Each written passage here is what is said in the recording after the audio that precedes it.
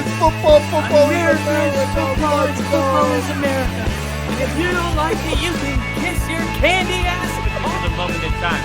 I don't give a damn. Oh my God.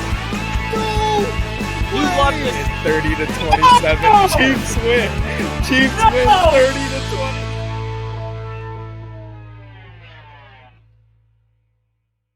But in this game, we're going to have to talk about it. The Chiefs host the third coldest football game. I just said third. I don't know if it was fourth or second. I think third.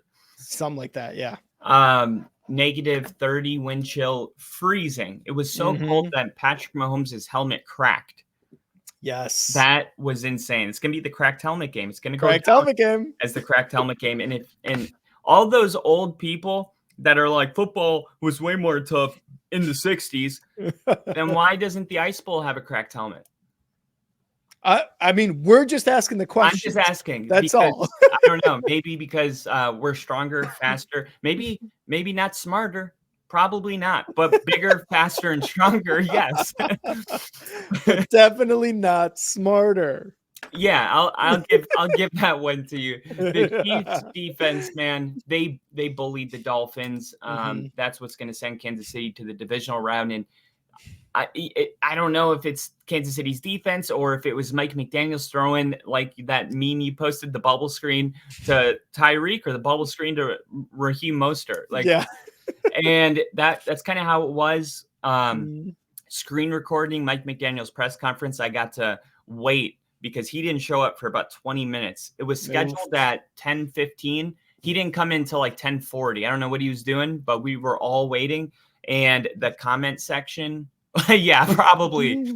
And then the comment section, because if you're going to do that before a press conference, let's just talk about it real quick since Mike McDaniel is like the pothead.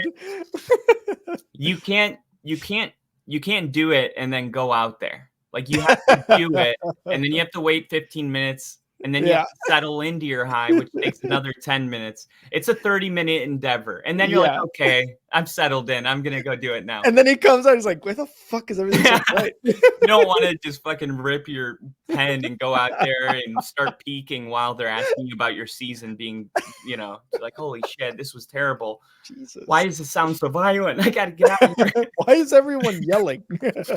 But yeah, the fan base, they were in the comment section that whole time. And they all were like, fire McDaniel. Yeah. We're soft as fuck. We were never like this under Brian Flores. We were way more physical. Tua's got to go. It was very, very negative. Yeah. For a team that did average the second most offensive yards per game this season.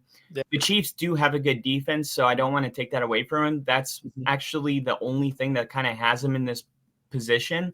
In the Dolphins, man, no one's going to talk about it, but they're missing a ton of stars. No Bradley Chubb, no Phillips, no Xavier Rhodes. Like you get to a certain point where, and McDaniel's addressed it and he said, no, like everybody deals with injuries. To me, that's not an excuse, which is a great attitude. But for you and I to have a conversation about the game, I do think it has to come up. It's a big deal when you're missing your stars. That's, those are the bread and butter of your defense, and they're not there. And you can't put a price tag on one or two plays, those gap plays we talk about. Bradley Chubb gets a strip sack in the beginning of the first, or Phillips gets a sack on third down. That would have been a touchdown. Those guys are missing, or Tyreek Hill, or not Tyreek Hill, but those wide receivers getting past the secondary easily from the Dolphins. So it's not an excuse. It's just a fact, matter of fact that they were missing key pieces, and the Chiefs are going to move on. I thought they looked better than I've seen them all year, which was surprising because it's -30, and it just didn't seem like the kind of game where you would see an offense get it together. But maybe there's just something about the postseason. Maybe there's something about Mahomes. Maybe there's something about Arrowhead. But they better hope it's not the last thing I said, because they're going to Buffalo next week. Rick, did this game tell you more about the Chiefs and what they can accomplish this year, or was this more of the Dolphins didn't show up for this game? I think if I'm being one, probably both, but Well, which one is it more to you? It's like, yes, but I think this told me more about the Chiefs and what they're able to accomplish with when they're in the playoffs, when they kind of flip that switch, right? The Dolphins, look, we talked about the weather. The weather was one of the biggest topics of this game. It's going to be this. It's going to be cold. The Dolphins haven't beaten a team when the temperature is below 40 degrees at game time or something like that, right? Winless, but it did tell me more about the Chiefs. The Dolphins, we mentioned their injuries. We mentioned how the cold does affect teams. The Chiefs are kind of used to it, but just because you're used to it doesn't mean you fucking like playing in that cold. People all the time. I tell people all the time, yeah, I'm from Chicago. I went through the polar vortex. I've gone through winters. I've gone through negative 20-degree weather. And they're like, oh yeah. Yeah. They're like, oh, you're fine. I was like, no, I hated it. It sucked, but this kind of applies to the NFL, man. Sure, you've got your adrenaline going through these games, but that does not mean that you don't want it to be 75, maybe a little cloudy, beautiful weather, right? That does not mean that at all. So this was a huge factor. And Nick obviously says it here too, right? The cold weather was a huge factor in this game, but the Chiefs are used to it and they were able to be the better team. Now, was that the better team, or was that the coaching on the Dolphins, the Mike McDaniel side, may have been a little off? I think a little bit of both, right? Because what did we say about, and I feel like this is kind of like a theme for this wild card weekend. Some wide receivers really came out and they showed their true talents. And Rashee Rice was the one in this game. He had 8 receptions, 130 yards, and the touchdown. We talked about Nico Collins with the Texans, and we're going to talk about a couple more wide receivers moving forward. But Rashee Rice has been the guy for Patrick Mahomes in a season full of drops, full of inconsistent offense. He has been one of those guys, along with Isaiah Pacheco, who Mahomes can count on to catch the ball and to make plays. And that's exactly what he did in this game, right? Patrick Mahomes is Patrick Mahomes. We talked about him earlier. He's in a league of his own, right? And really, Travis Kelce, 71 yards on 7 receptions.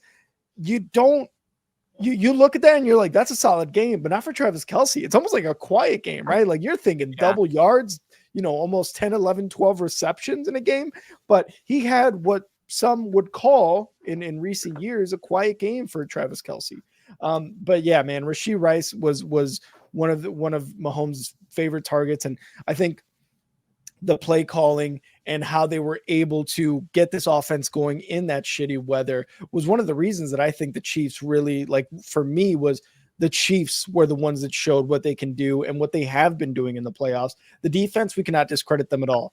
They made sure that the running game for the Dolphins was non-existent with Raheem Mostert and Devon Achane. Devon Achane, I think, was on a pitch count, I believe, because he was a little injured. They never gave Tua enough time either, like to throw.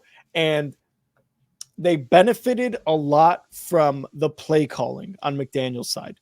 Let's be real, man. You and I were criticizing the play calling all fucking game. McDaniel, that's why I made the meme. Should I throw a bubble screen to Raheem Mostert or should I throw a bubble screen to Tyreek Hill? It's like Tyreek Hill was a non-factor. Jalen Waddle was a non-factor. You and I said it. You're double teaming Tyreek Hill? Get it to fucking Jalen Waddle. Get it to Gesicki. Get it to Raheem Mostert on a dump off or something. It just seemed like the offense never once got into a rhythm. And Tua, this is why I think the weather affected him the most. We saw the throws that he tried to make. He was not able to make them. One of the biggest critiques of Tua coming into the league, even when he had Tyreek, even when Mike McDaniel came in as a head coach, was he cannot throw the deep ball. And if he can't throw the deep ball, he cannot throw it with accuracy. And that's exactly what showed in this game. Again, I think that the Chiefs played an all-around good game, but they benefited a lot from what the play calling was on the offensive side and really the skill set on the offensive side of the Dolphins and Mike McDaniel. Well, and the other thing about the Dolphins offense, so they go 0 for 7 on third down. Mm-hmm. Not even a single third down conversion. That is insane. And Miami only had 151 total yards. Are you ready for this? They only had 6 first downs in the entire football game. Oh, shit. 6. Wow. Unbelievable. That's Literally not, I unbelievable. can't compute. I cannot compute. Yeah, I was like, oh, I knew it was rough, but when you hear it, it's like, wow, it was that rough. Yeah. But yeah, man, Mahomes, he had a great game. He definitely, what the Dolphins tried to blitz, he beat it every single time. Mhm. Miami, we mentioned depleted defense, but still Mahomes had a really good game.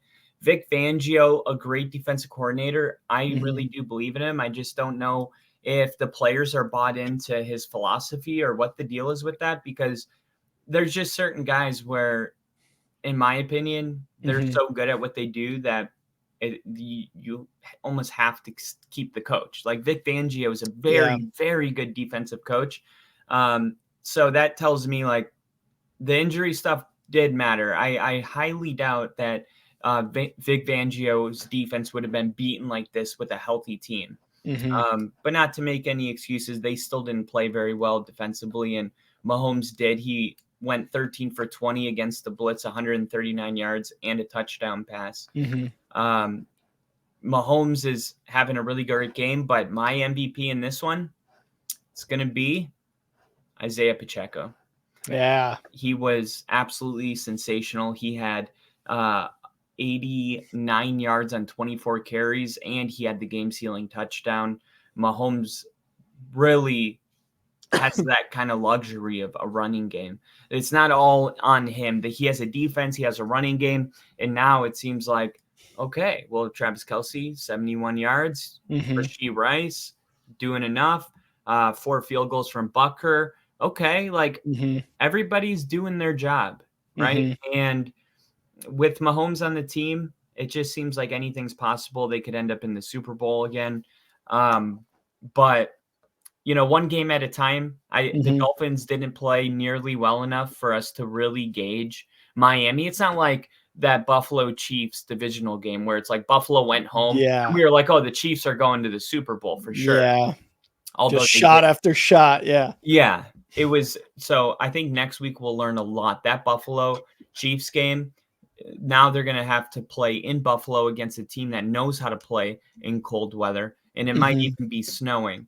So he's going to be my MVP, because I think that not only in this game, they relied on him heavily, but I think moving forward, he's going to be a key piece on this team if they're going to make a deep playoff push. All right, so my MVP is going to be Andy Reid's mustache. Did you see that fucking thing? How frozen? Oh my god! How did that happen? I saw that. I was like, he was hiding some shit behind in those icicles. No, in there. Yeah, I was like food probably. Fucking had a cheeseburger in that bitch. That's a little hamburger helper in there. Look, I for as much as I did Pacheco and we talked about Rashee Rice and stuff, for like it's easy to go with those guys, but someone who's been solid for the Chiefs ever since they got him, Harrison Butker, man, on his own scored 14 points. 12 points on field goals, 2 extra points. That guy in shitty conditions, you can count on Harrison Butker in the playoffs too. Like that guy is consistent as all hell. Young Wei Koo is probably going to go down as one of the more accurate kickers, but in the playoffs, you don't see Young Wei Koo in here. You see Harrison Butker on the Chiefs. I'm going to give it to the special teams guy, because 14 points all on his own in a game where the conditions were dog shit for anybody to play, and he was as consistent as you can be as a kicker. Harrison Butker gets my MVP for the Chiefs win against the Dolphins. This is really funny. So at the bottom of every game, NFL Research has like a fun stat. So the fun stat for this one is Rashee Rice is the first rookie in NFL history to have 8 receptions and 130 receiving yards in a playoff. Wow. And then the Rams played. I think. Puka Nacua. I guess maybe Puka Nacua had 7 receptions for 180 yards receiving. Yeah. And they're like, yeah, but he's the first one to have 8 and 130. It's like, okay. But one more. Yeah, one more counts. Puka Nacua definitely outdid Rashee Rice. But yep, dude, you got 2 rookie wide receivers breaking records. That's awesome. So good for both of them. Honestly, he could have been the MVP as well for the game he had.